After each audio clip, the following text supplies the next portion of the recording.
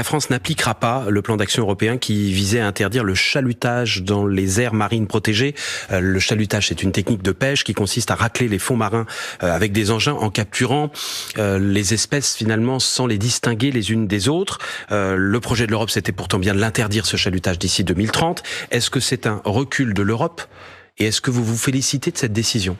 Alors d'abord, je me permets de contester les termes même de la question. Aujourd'hui, la pêche européenne, c'est la pêche qui pratique les techniques les plus sélectives du monde, qui pratique les règles environnementales les plus exigeantes au monde.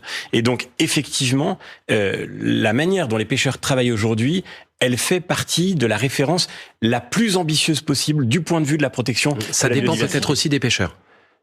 En Europe, tous n'utilisent pas cette technique-là. Oui. Non. Tous les pêcheurs européens ont des quotas à appliquer. Oui, tous les pêcheurs mais tous ne font pas du chalutage. C'est ça que je voulais dire. Mais le chalutage aujourd'hui en Europe, il est l'objet de contrôles extrêmement précis. On ne racle pas les fonds marins en dévastant la nature comme voudraient nous le faire croire certaines ONG. La vérité, c'est qu'aujourd'hui, la pêche en France, comme l'agriculture d'ailleurs, traverse, mais peut-être plus encore de manière très concrète aujourd'hui, une crise existentielle.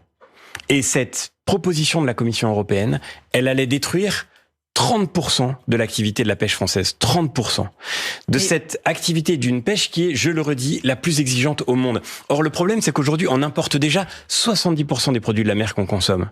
C'est-à-dire que si on détruit la pêche européenne, qui a reconstitué les stocks, c'est là, d'ailleurs, il faut le dire, la décision européenne, elle vient pas de nulle part. C'est pour protéger la biodiversité marine, c'est pour l'écologie globalement. Mais non, c'est contre l'écologie. Pourquoi ? Parce que si vous détruisez la pêche européenne, qui aujourd'hui a reconstitué les stocks de poissons, qui aujourd'hui prend en charge la durabilité des techniques de pêche. Si vous détruisez cette pêche-là, nous n'allons pas arrêter de manger. Nous allons faire venir du poisson qui est importé des autres pays du monde qui, eux, pour le coup, pratiquent bien souvent une pêche absolument dévastatrice. La vraie question sur le sujet environnemental, sur le sujet de la pêche, comme sur le sujet de l'agriculture, comme sur le sujet des émissions de carbone, c'est pas de faire disparaître ce qu'ils produisent en Europe.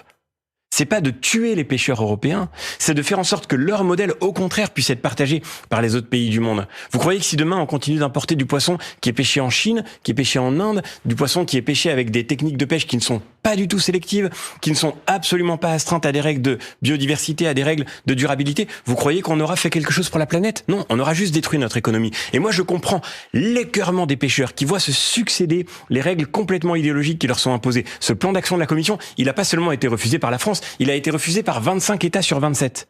Il a été refusé par le Parlement européen. Notre commission de la pêche, nous sommes exprimés dès le début pour tirer la sonnette d'alarme. Et j'ai été parmi les premiers à le faire.